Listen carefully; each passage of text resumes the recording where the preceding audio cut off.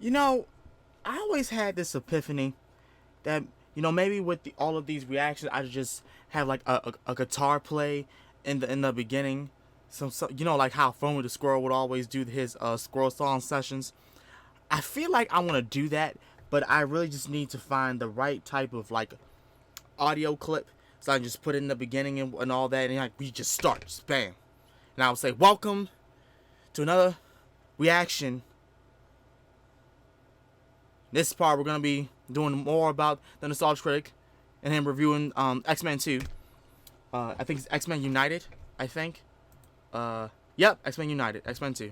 So, without further ado, let's just jump into it. Previously on X Month. Jon Snow, Lord Commander Mormont, has requested you. It's cost Saki. family. When you have children, you always have family. The boss of this family is on trial for his life. Stranded on an island. No one's coming for us. I have the tape you've been looking for. Really? I want you to work for me. I am looking for a boy who has stolen something from me. You see something going on? Shoot the life out of it. What's next?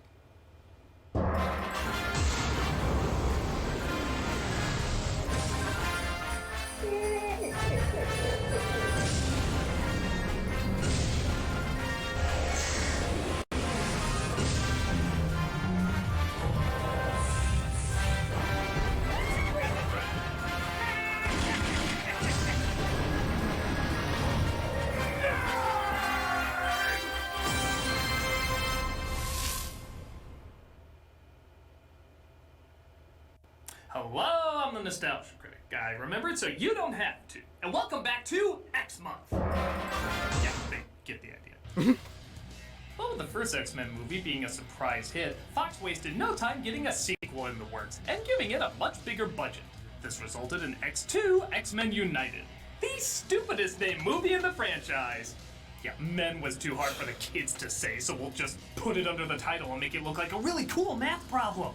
Regardless, X-Men 2, X-Men United, because the X stands for X-Men. You're using the title twice, it's stupid! It was a big hit with critics and audiences. It was a smash at the box office, and for years, people would say this was the best X-Men movie. Because if equals wow, then okay equals... But once again, I have to ask, is it worthy of the praise? With how far comic book movies have come, did this add to moving them forward, or slow down progress at a time when we just couldn't see it? Well, let's prepare by once again fetishizing the color blue. Seriously, is there no other color? Let's take a look at X2, X-Men United. I mean, would you call it T2 Terminator's Back? The TRA stands for Terminator. It doesn't add up. The film opens once again with Patrick Stewart talking about mutation, as well as this little sneak peek at future botched storylines. We got to the White House where a suspicious figure appears to have appeared. Excuse me, sir. Are you lost? Mr. Assange, you know you're not allowed back here again. This is a mutant named Nightcrawler, played by Alan Cumming, giving us, let's be honest, the best part of the movie. Yes, it was.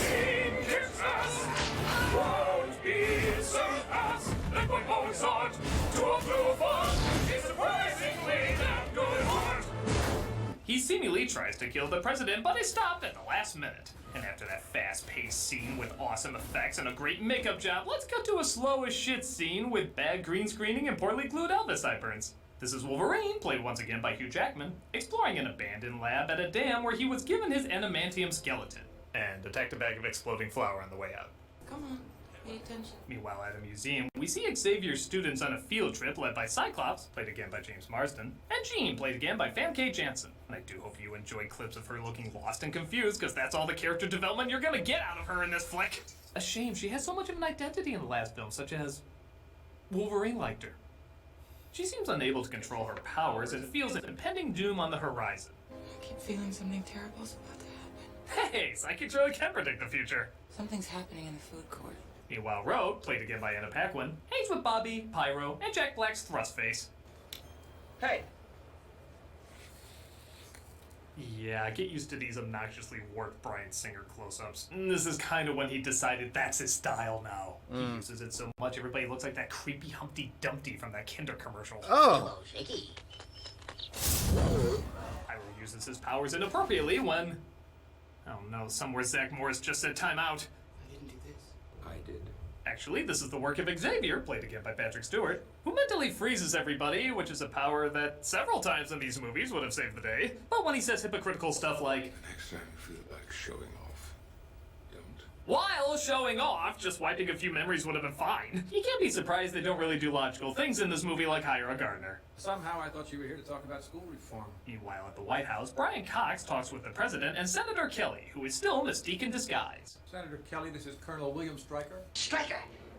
He brings up that Xavier School is a training ground for mutants that could possibly be planning an attack. Now, where would they get an idea like that? The hell is that? A jet that comes up out of the basketball court. You'll notice the outlines of several flattened children around it. You enter, you detain, you question, but the last thing we need to see is the body of a mutant kid on the 6 o'clock news. Again, their basketball court seems perfectly capable of that. Mr. Stryker, do you really want to turn this into some kind of war? I was piloting Black Ops missions in the jungles of North Vietnam where you were sucking on your mama's tit at Woodstock, Kelly. You're literally both the exact same age, but you show that youngster hippie. Meanwhile, Wolverine returns, but Bobby isn't so happy to see him because Rogue is so happy to see him. Oh, this is Bobby. I'm He's a my. boyfriend. Call me Iceman. Okay, I'm Maverick. Which one of us is Goose? He tells Xavier he didn't find shit at the lab, but Xavier doesn't care because he just found someone to watch the kids while they completely abandoned them again. You will be kind enough to watch over the children tonight. Once again, the 4 people who look after this gigantic place will be out. We can afford a military plane for babysitters. Jean, accompanied by Storm, played again by Halle Berry. Thank God, accentless this time. Has brown hair. Track down the German-based Nightcrawler in, where else? Boston.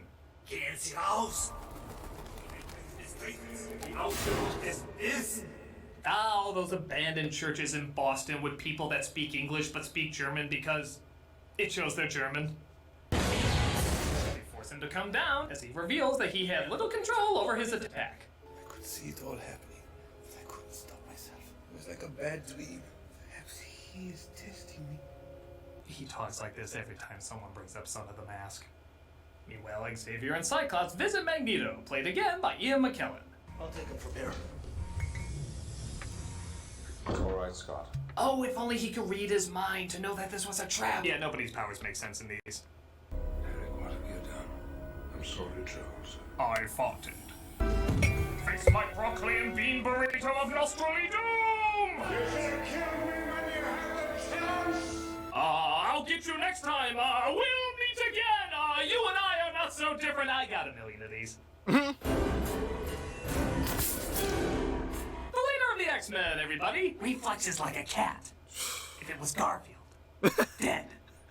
By the way, it'll be almost an hour before you see him again in the movie. I know X-Men fans hate Cyclops, but when X-Men itself hates Cyclops, I think there's a problem somewhere. So it turns out this giant school / military base / one-man guarded establishment doesn't have a security system. You want these children to die. As soldiers break in, tranquilizing them, forcing Wolverine and others to fight back. Yeah, remember what Xavier said at the end of the last movie when asked what he'll do if somebody tries to break in? I feel a great swell of pity for the poor soul who comes to that school looking for trouble. Glad to see he was totally prepared for that. No alarm system, no security, leaving the school completely abandoned except for one person looking after him. Xavier's School for the Gifted. Right. Children come first and go first. Non-Russian Colossus finds a secret way out. Right. There's secret passages, but no alarm. And that was another thing that I wanted to point out. In this particular movie, we had seen Colossus, but he's not actually Colossus. It's just someone playing as someone trying to be Colossus because he doesn't have the accent. He's not even Russian. How are you gonna have Colossus in there and not have his accent? How are you gonna have Storm in there and not have her accent? And if all the women to play her, it would be fine as Halle Berry, and they don't let her have time to make an accent, an actual African accent that Storm has. Facebook has better security than you. As Rogue Really? decides to separate from the group because she's Rogue. What would she know about fighting back?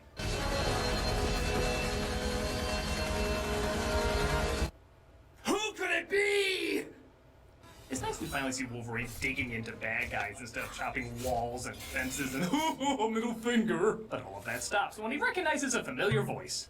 Wolverine? How long has it been? I didn't realize Xavier was taking in animals. Even animals as unique as you. Every line he has sounds like the narration from Big Fish. I didn't realize Xavier was taking in animals. All the same, I prefer to keep my bones unbroken. The hell? Bobby puts an ice ring between them, and Wolverine leads them to the garage where he starts a car with his claw. Cause that's totally something he can do now. What flaming shit does that work exactly? Exactly. Let's see here. There we go. I like uncomfortable silences.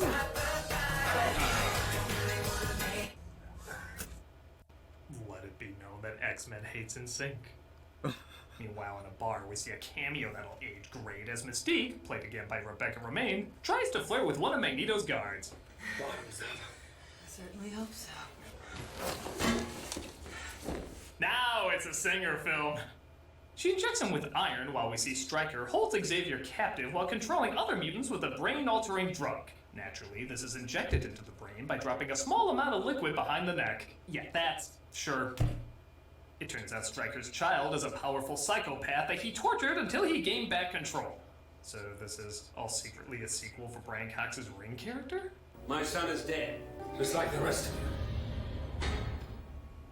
So, how about this place not having a ramp? What kind of bullshit is it? Okay, small talk over. Bobby invites everyone to his parents' house where they try to gain their senses and figure out what to do next. These are my grandmother's. I dug her up myself. Thanks. It looks like the guard Mystique injected carries the iron in his blood for Magneto to use as a weapon. I really don't think that's how iron in the bloodstream works, but who cares? It leads to a pretty badass scene. Code red. Marbles. We have marbles. This, on the other hand, looks a little silly.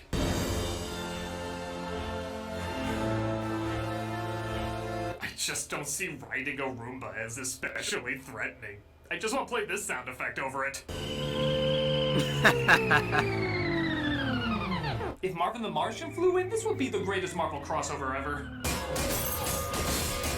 Meanwhile, Bobby's parents come home and discover for the first time that he's a mutant. Bobby, have you tried not being a mutant? There's a cable news channel I'm pretty sure says you can do that. How the hell does that work? How do, what? Arnold, I need a nice pun. Frosty! Thank you. Calls the police on them. Alright, the rest of you, on the ground, now! I think he'll be fine. Yeah. Pyro attacks them as Jean and Storm remind everybody they're in this movie as Wolverine gets up. You mean he didn't die? What? And Iceman leaves his family. Sad, I guess. I mean, we didn't get to know them well for their 2 minutes on screen, and the brother tried to have him killed. Even the mother's expression is out of focus and matters so little, and she had the most lines. But, this is what it's all about. Seriously, you can move her a little to the left. About. It's all right. You can come out. Oh, yeah, I forgot about this. So Stryker's son controls Xavier's mind to make him control their version of Cerebro to kill all the mutants in the world. There, that took, what, 5 seconds to explain? But the movie constantly cuts back to this slow-moving scene where the son is convincing him he's a lost girl. Xavier's back at the mansion, and he has to take her to Cerebro. And it drags on, and on, It really does. and on. Every time it cuts back to them, it brings everything to a screeching, monotonous halt. And the funny thing is, the illusion's not even needed. As soon as he's in there, the girl instructs him to kill all the mutants, which he attempts to do. Find them all. Each one. All of them. Good. Kill them.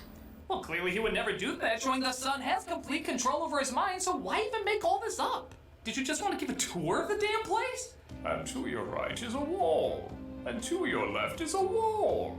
And to your right is a wall. And to your left is a naked pig. Don't worry though, that's followed by a boring-ass plane chase as the military sees them as a threat and tries to shoot them down through Storm's tornadoes. Okay, so it's nice to see some bigger effects in these movies, even though they do look a little fake, but again, it's X-Men, mutants, monsters, aliens. Why are we focusing on a military base they just That's what I'm randomly saying. passed by? They didn't didn't kidnap Xavier. They have no involvement in all this, so who cares? Hey, remember that one issue where they battled the greatest enemy air traffic control? Probably not, because nobody would want to read it, so nobody will want to watch it! Rogue gets sucked out, though, because one of their seat belts are broken! I swear to God, they want every student dead. But Nightcrawler saves her, as they as well get saved by an unlikely comrade. When will these people learn how to fly? Ah, so even he hates what they did to Rogue.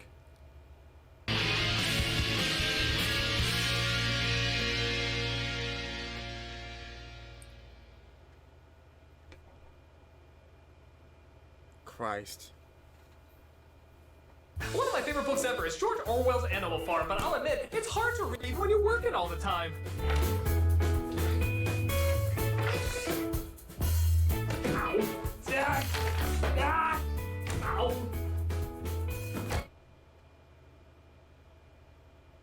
Fun. We've gotten a booth at this con a ton of times. It's a lot of fun, and we'll see you there.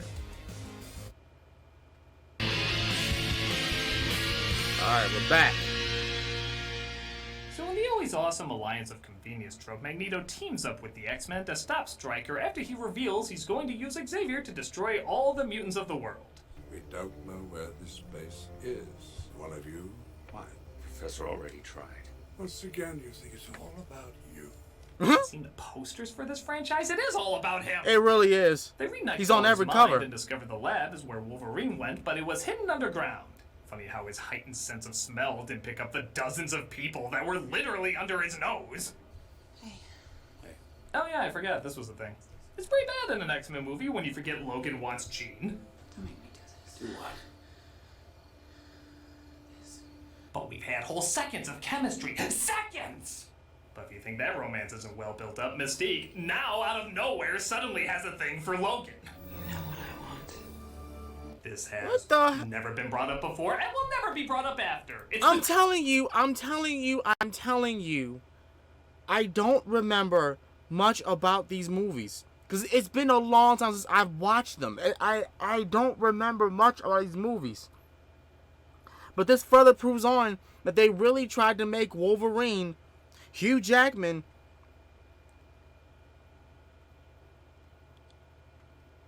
the Mac of the whole X-Men series.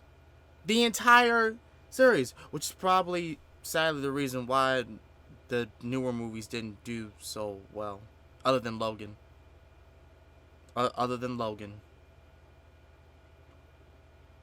Damn, that's sad. And they had so many other characters that were OP powerful. But they just didn't capitalize on it. Continue. The Julia Roberts getting big and hook scene. Apparently, the only reason this scene was in the movie was to get an image of its two biggest stars, Hugh Jackman and Halle Berry, in bed together. This is ironic because there's tons of comic material with Wolverine and Storm as a couple, but somehow it was easier to have Mystique spontaneously horny for him. How is it Hugh Jackman had no problem with his character having several beautiful women on top of him? I just realized I answered my own question. Speaking of spontaneous team-ups, Magneto and Pyro talk for a minute. And that immediately justifies him turning evil by the end. You are a god among insects. Never let anyone tell you different. In a magnifying glass to an ant sort of way. I'm sorry, I can't follow this map unless you use needles. Can you teleport inside? No. I have to be able to see where I'm going. Or in a plane spinning midair out of control. They're both basically the same thing. Magneto doesn't want to take a chance on Wolverine because he doesn't know the technology to open the doors, so he looks towards Mystique. Which is why none of us are surprised when it's revealed that this is Mystique. But honestly, I'll give it a pass because it gave us this gif. How many fans use that on future X-Men movies? She's good. You have no idea. Ew, that's what you meant by you have blue balls. The X-Men search the place to try and find the kids when Wolverine decides, screw the kids, I just want to know where I came from. Is there like a list of worst movie schools ever? He was the babysitter! By the way, is Cyclops still an X-Men? Oh, there he is. You know, for X-Men United, they sure are separated, dividing, or fighting against each other. They really are. Right. It looks like he's been brainwashed too as he attacks Jean, but she diverts the hit to the dam. So, just a reminder, all the misery that is to follow is completely his fault. Why do so many kid shows have unlikable leaders? Jean, no, it's okay. But luckily, Jean snaps him out of it with, I honestly don't know. A big boom, I guess.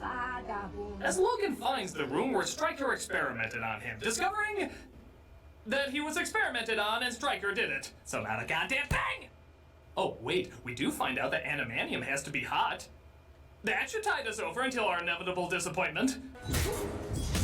Stryker sicks his bodyguard named Deathstrike on him. Now in the comic, they had this huge rivalry. You already know they don't care. As is par with these movies, Wolverine always gets the funniest swear. Holy shit. At some point they'll put together that the more they have him swear, the better the movie will get. We get a pretty decent fight between them, and even a pretty cool death scene. But it looks like Walmart Cerebro has located all the mutants for Xavier, and his brainwashed mind tries to kill them all. But Magneto stops him, plays wall Tetris, and, in my always favorite scene when bad guys team up with good guys, the bad guys inevitably turn into dickheads again. I'm the focus of all humans. Stryker tries to escape, but Wolverine stops him before he takes off. Who am I? If you really knew about your past, the work we did together, what we did to Blob, Gambit, and Deadpool, it's too awful to conceive! He makes sure Stryker doesn't leave as the X-Men save the kids, but have to get inside to stop Xavier from killing mankind. Kurt, I need you to take me inside. If I can't see where I'm going. I have faith in you. I mean, you totally caught a person mid-air without seeing where she was. That was luck. Be thy name. There was no window facing her, and yet you got her on the first try. Looks like you were facing away from the plane when you teleported back, so I really don't see how this is a big deal. Oh, he made it, thank God, so suspenseful. Looks like Storm needs to free Stryker's son in order to break the illusion. It's about to get very cold in here. I'm not going anywhere. Why?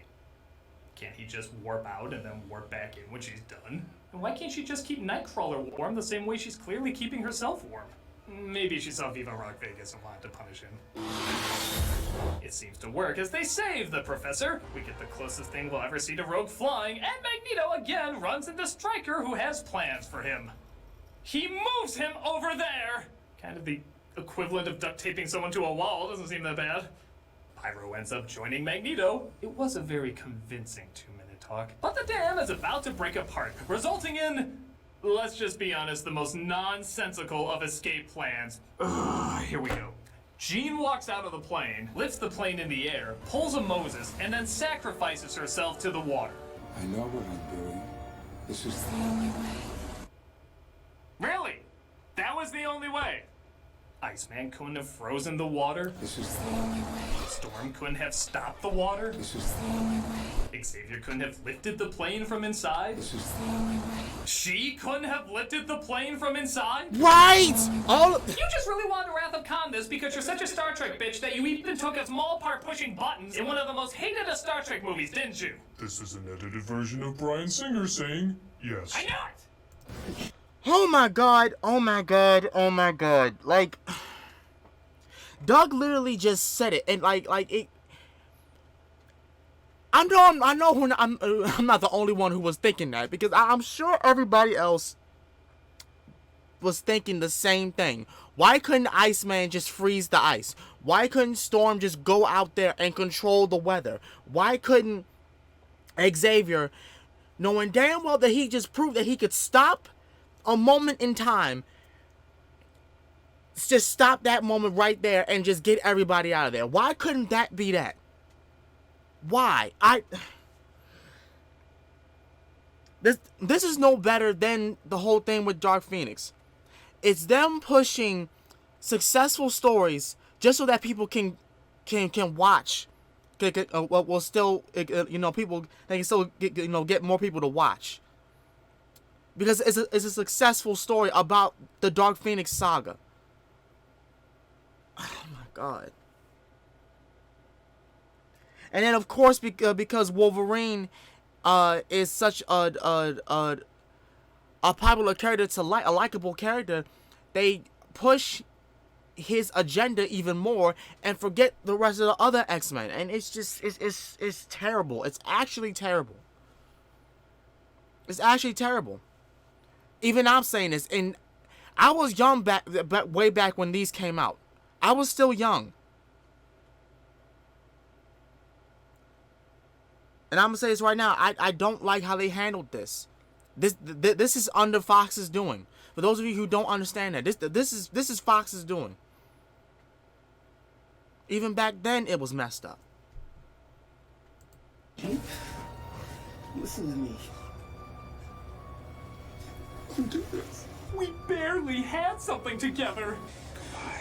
She lets the water finally engulf her as the X-Men put together that Jean is dead. She's gone. Don't! You don't say that!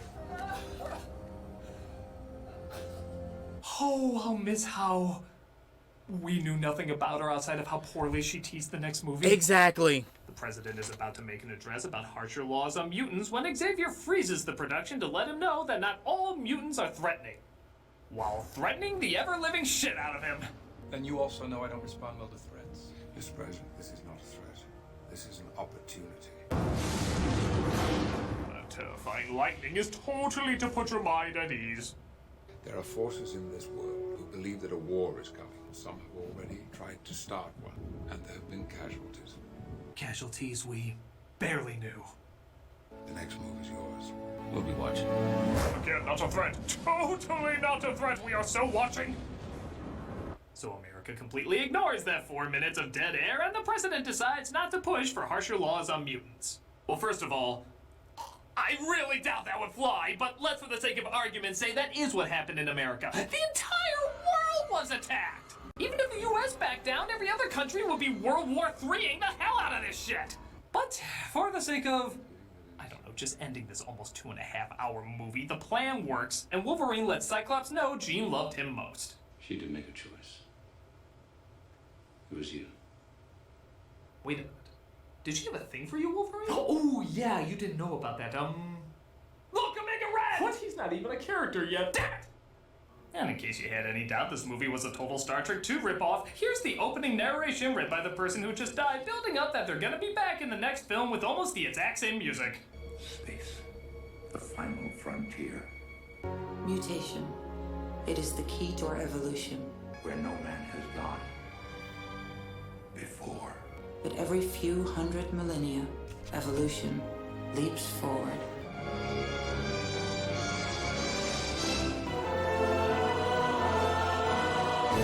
Oh my god, the Firebird! You crushed those expectations right now! So that was X2, what's hailed by many to be one of the best, if not the best, X-Men movie. How impressive is that again? Right. Honestly, the film is super long, needlessly slow, has a ton of pointless moments, even more plot holes than the first one, and way too many characters to give them enough time to be interesting. It sucked. With that said, though, there is an occasional moment of coolness, a nice action sequence here and there, and mostly a fair amount of good acting to make me care just enough. But that's it's it. Definitely on the lower level of okay, but it is still okay. Nothing special, but nothing that bad either. It's a mostly boring, mostly inconsistent, but mostly harmless comic book adaptation. And hey, seeing how much this film is building up the next one, it has to pay off, right? On the Juggernaut, bitch!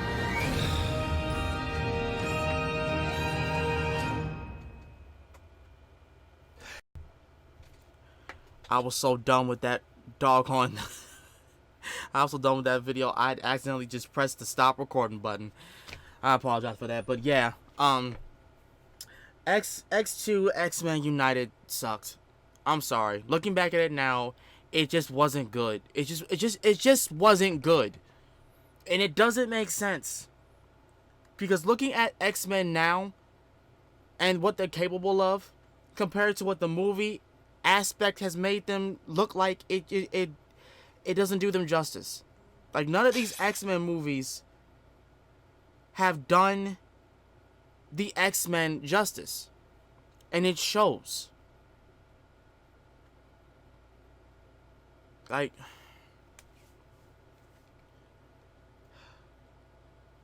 I hope that Disney-san will pull a rabbit out of its hat once again and give us an X-Men movie that we have been wanting for years and years and years. I honestly hope that. I pray that every night. I pray to that every day. I just pray for it. I hope to God that happens. But with that being said, I'm gonna get up out of here. I'm gonna see you guys next time. As such, this has been Master Ryo Sakurai, and I will see y'all next time. I'm out of here. Peace.